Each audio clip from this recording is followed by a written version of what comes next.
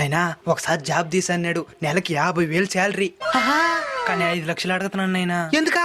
పై ఆఫీసర్లకు అంత ఇయ్యాలంట నాయనా. సార్ మా నాయన ఓ డబ్బులేదో అడిగినారంట. మీకు తెలియదే ఉంది సార్, ఉంటాయి కదా. సరే 5 లక్షలు కాదు 10 లక్షలు తీసుకోండి. కానీ డబ్బులు మాత్రం జాబ్ వచ్చిన మరు క్షణం ఇచ్చేస్తాం.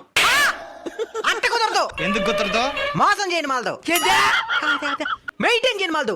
ఆఫీసులందరూ డబ్బులు ముందే ఇవ్వమంటారు. జాబ్ ఖచ్చితంగా వస్తుందా? 100%. సరే 100% అని నువ్వే చెప్తున్నావు కదా. సరే నువ్వే మాకు 5 లక్షలు వడ్డీకి ఇస్తా. ఆ డబ్బులు అట్టే నీకు ఇస్తాం. ఇస్తా. దాని పై ఆఫీసర్లకు అంతా పంచు. పంచితే జాబ్ వచ్చింది వడ్డీతో సహా ఒకేసారి ఇచ్చేస్తాం. ఒకవేళ మేము మోసం చేసినావు అనుకో, ఆ బాండ్ పేపర్ తీసుకొని పోయి నువ్వు కేసు పెట్టచ్చు. అదే నువ్వు మోసం చేసినావు అనుకో, ఆ డబ్బులు తెచ్చి నీకే ఇచ్చినావు కాబట్టి ఇంకా కట్టబడలే. ఇది అస్సలు కుదరదు. ఎందుకు కుదరదు?